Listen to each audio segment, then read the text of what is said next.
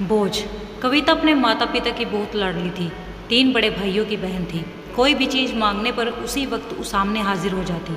पूरे घर में रौब था उसका। पूरे परिवार और नौकरों पर राजकुमारी की तरह हुक्म चलाती थी कविता। स्कूल में भी पूरा रौब था उसका। बड़े घर की लाडली जो थी वह।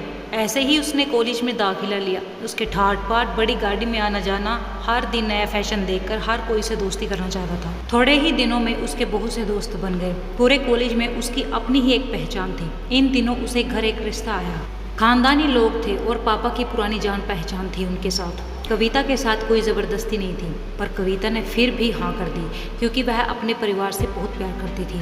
वह जानती थी कि वह लोग उसका अच्छा ही सोचेंगे। लड़के का नाम राज था। राज काफ़ी पढ़ा लिखा और समझदार लड़का था। ससुराल वाले भी अच्छे थे। ससुराल में कविता की जगह वैसी ही थी जैसे कि मायके में। कोई भी कार्य कविता की सलाह के बिना नहीं होता था। सबकी लाडली बहू बन गई थी वह। फिर उसके घर एक बेटे का जन्म हुआ।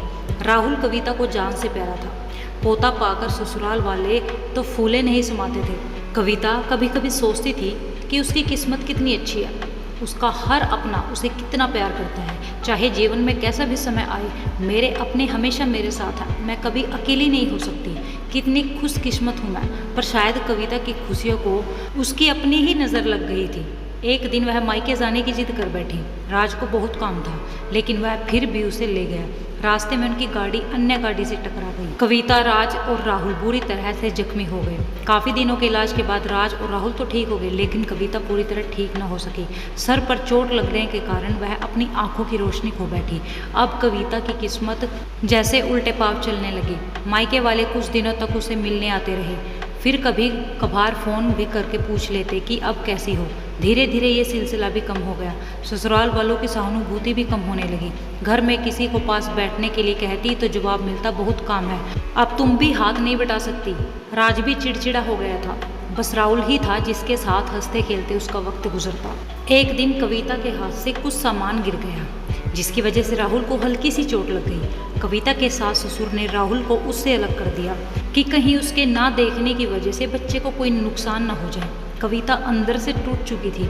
एक दिन उसने सबके सामने मायके जाने की इच्छा रखी, तो राज उसे तुरंत मायके छोड़ाया, जैसे कि वह भी यही चाहता था। लेकिन राहुल को उसके साथ नहीं भेजा गया। कविता कभी राहुल से दूर नहीं रही थी, पर अपनी कमी के कारण उसने ज़्यादा बहस नहीं की।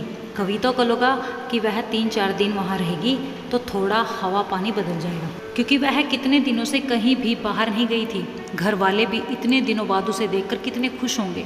कविता के घर पहुँचने पर सब लोग बहुत खुश हुए। खाने में सब कुछ कविता की पसंद का ही बना था। उसने अपने मम्मी पापा और भाई भाभीियों से दिल खोलकर बातें की। उनके छोटे छोटे बच्चे भी बुआ के साथ घुल मिल गए थे। रात को सोने के वक्त जब वह कपड़े बदलने लगी तो उसे पता चला कि उसका बैग तो बहुत भरा हुआ है।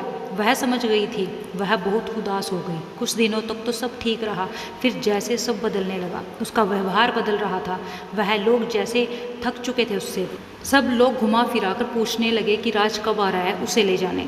वह बहाना बनाती थी, जबकि वह जानती थी कि उस घर में अब उसके लिए कोई जगह नहीं। कविता से चलते वक्त कुछ न कुछ नुकसान हो जाता। थोड़ी बहुत टोका टोकी उसे सुनाई देती, वह टाल देती। एक दिन उसके हाथ से लगकर एक कीमती फूलदान टूट गया। छोटी भाभी ने बहुत हंगामा मचाया। कविता के माता पिता रोज रोज के झमेले से तंग आ गए थे। उन्होंने राज को खुद से फ़ोन कर दिया। राज कविता को अपने घर ले गया। कविता को अपने परिवार वालों से ये उम्मीद नहीं थी।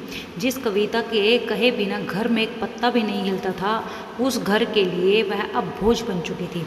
राज के साथ ससुराल आते वक्त वह बहुत खुश थी, क्योंकि वह अपने घर जा रही थी, अपने जिगर के टुकड़े राहुल के पास। परंतु वह खुशी भी कुछ पल ही की थी। सारा बंदोबस्त पहले से ही किया हुआ था। कविता को सीधे ऊपर वाले कमरे में पहुंचा दिया गया।